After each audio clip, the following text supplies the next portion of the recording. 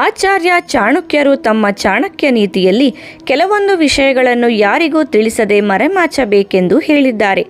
ಈ ವಿಷಯಗಳನ್ನು ನೀವು ಇತರರೊಂದಿಗೆ ಹಂಚಿಕೊಂಡರೆ ನಂತರ ಪಶ್ಚಾತ್ತಾಪಕ್ಕೆ ಒಳಗಾಗುತ್ತೀರಿ ಎಂದು ಅವರು ಹೇಳಿದ್ದಾರೆ. ಅಷ್ಟು ಮಾತ್ರವಲ್ಲ, ಇದು ನಿಮ್ಮನ್ನು ಗಂಭೀರ ಸಮಸ್ಯೆಗಳಿಗೂ ತಳ್ಳಬಹುದು.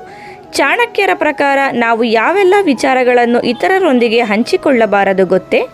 ಇವುಗಳನ್ನು ಯಾರಿಗೂ ಹೇಳಲು ಹೋಗದಿರಿ. 1. ದಾಂಪತ್ಯದ ಗುಟ್ಟು. ನಿಮ್ಮ ವೈವಾಹಿಕ ಜೀವನ ಮತ್ತು ಕುಟುಂಬದ ವಿಷಯಗಳನ್ನು ಯಾವಾಗಲೂ ಗೌಪ್ಯವಾಗಿಡಬೇಕು. ನೀವು ಈ ವಿಷಯಗಳನ್ನು ಸ್ನೇಹಿತರಿಗೆ, ಪರಿಚಯಸ್ಥರಿಗೆ ಅಥವಾ ಸಂಬಂಧಿಕರಿಗೆ ಹೇಳಿದರೆ ಅದು ಮನೆಯ ಸದಸ್ಯರಲ್ಲಿ ಪರಸ್ಪರ ವೈಮನಸ್ಸು ಮತ್ತು ಅಪನಂಬಿಕೆಯನ್ನು ಹೆಚ್ಚಿಸುತ್ತದೆ ಮತ್ತು ಕುಟುಂಬದಲ್ಲಿ ಮನಸ್ತಾಪಕ್ಕೆ ಕಾರಣವಾಗುತ್ತದೆ. 2. ಅವಮಾನ. ಯಾರಾದರೂ ನಿಮ್ಮನ್ನು ಸಾರ್ವಜನಿಕವಾಗಿ ಅಥವಾ ವೈಯಕ್ತಿಕವಾಗಿ ಅವಮಾನಿಸಿದರೆ ಅದನ್ನು ಇತರರೊಂದಿಗೆ ಹಂಚಿಕೊಳ್ಳದಿರಿ. ನಿಮಗಾದ ಅವಮಾನವನ್ನು ನೀವು ಪ್ರಚಾರ ಮಾಡಿದರೆ ಇತರರು ಕೂಡ ನಿಮ್ಮನ್ನು ಅವಮಾನಿಸಲು ಪ್ರಾರಂಭಿಸುತ್ತಾರೆ. ಏಕೆಂದರೆ ಜನರು ನಿಮ್ಮ ಬಗ್ಗೆ ಎಂದಿಗೂ ಸಹಾನುಭೂತಿ ತೋರಿಸುವುದಿಲ್ಲ. ಯಾರೊಬ್ಬರ ಸಹಾನುಭೂತಿಯನ್ನು ಗಳಿಸಲು ಬಯಸುವವರು ತಮ್ಮ ಅವಮಾನಗಳನ್ನು ಯಾರೊಂದಿಗೂ ಚರ್ಚಿಸಬಾರದು. 3. ಆರ್ಥಿಕ ಪರಿಸ್ಥಿತಿ. ನಿಮ್ಮ ಮನೆಯ ಆರ್ಥಿಕ ಪರಿಸ್ಥಿತಿಯನ್ನು ಯಾರೊಂದಿಗೂ ಚರ್ಚಿಸಬೇಡಿ. ಹಣವನ್ನು ರಹಸ್ಯವಾಗಿಡಿ. ನೀವು ಎಷ್ಟು ಸಂಪಾದಿಸುತ್ತೀರಿ ಎಂದು ಜನರು ತಿಳಿದುಕೊಳ್ಳಲು ಬಯಸುತ್ತಾರೆ. ನೀವು ನೇರವಾಗಿ ಹೇಳದಿದ್ದರೆ ಈ ಜನರು ಬೇರೆ ರೀತಿಯಲ್ಲಿ ಕೇಳುವ ಮೂಲಕ ಅದರ ಬಗ್ಗೆ ಮಾಹಿತಿಯನ್ನು ಪಡೆದುಕೊಳ್ಳಲು ಪ್ರಯತ್ನಿಸುತ್ತಾರೆ. ನೀವು ಗಳಿಸಿದ ಅಥವಾ ಕೂಡಿಟ್ಟ ಹಣದ ಕುರಿತು ಯಾರಿಗೂ ಹೇಳಿಕೊಳ್ಳಲು ಹೋಗದಿರಿ. 4. ಗುರುಮಂತ್ರ, ಸಾಧನ ಮತ್ತು ತಪಸ್ಸು. ನೀವು ಅರ್ಹ ಗುರುಗಳಿಂದ ದೀಕ್ಷೆ ಪಡೆದಿದ್ದರೆ ಅವರು ನೀಡಿದ ಗುರುಮಂತ್ರವನ್ನು ಗೌಪ್ಯವಾಗಿಡಿ. ಇದರ ಹೊರತಾಗಿ ನೀವು ಯಾವುದೇ ರೀತಿಯ ಧ್ಯಾನ, ತಪಸ್ಸು ಅಥವಾ ಮಂತ್ರಗಳನ್ನು ಅಭ್ಯಾಸ ಮಾಡುತ್ತಿದ್ದರೆ ಅದನ್ನು ಗೌಪ್ಯವಾಗಿ ಇಡಬೇಕು. ಇಲ್ಲದಿದ್ದರೆ ಅದು ಯಶಸ್ವಿಯಾಗುವುದಿಲ್ಲ. ಇವುಗಳನ್ನು ನೀವು ರಹಸ್ಯವಾಗಿಡುವುದರಿಂದ ಕೂಡ ನೀವು ಪ್ರಯೋಜನಗಳನ್ನು ಪಡೆದುಕೊಳ್ಳುತ್ತೀರ. 5. ನಿಮ್ಮ ಅನರ್ಹತೆ ಅಥವಾ ದೌರ್ಬಲ್ಯ.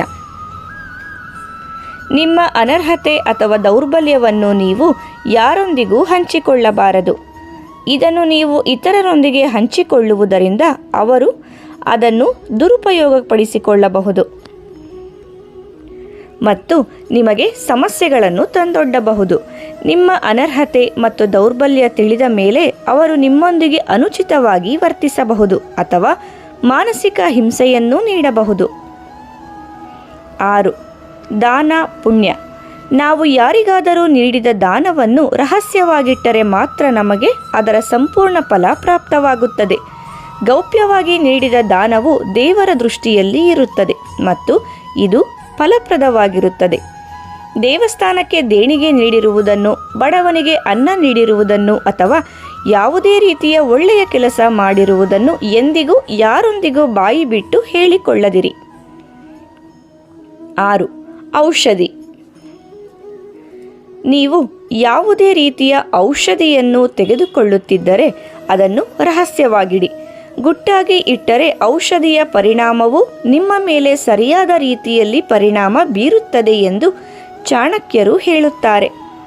ಕೆಲವರು ಇದನ್ನು ಒಪ್ಪದೆಯೂ ಇರಬಹುದು, ಆದರೆ ಪುರಾತನ ಕಾಲದಲ್ಲಿ ಈ ಮಾತನ್ನು ನಿರ್ದಿಷ್ಟ ರೋಗ ಅಥವಾ ಔಷಧಿಗಾಗಿ ಹೇಳಿರಬಹುದು.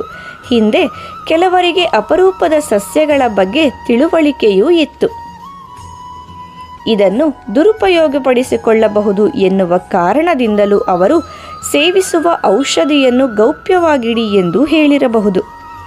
ಸ್ನೇಹಿತರೆ, ಮಾಹಿತಿ ಇಷ್ಟ ಆದರೆ ವಿಡಿಯೋಗೆ ಒಂದು ಲೈಕ್ ಮಾಡಿ. ಇದೇ ರೀತಿ ಉಪಯುಕ್ತ ಮಾಹಿತಿಯೊಂದಿಗೆ ಮುಂದಿನ ವಿಡಿಯೋದಲ್ಲಿ ಭೇಟಿಯಾಗೋಣ. ಧನ್ಯವಾದಗಳು.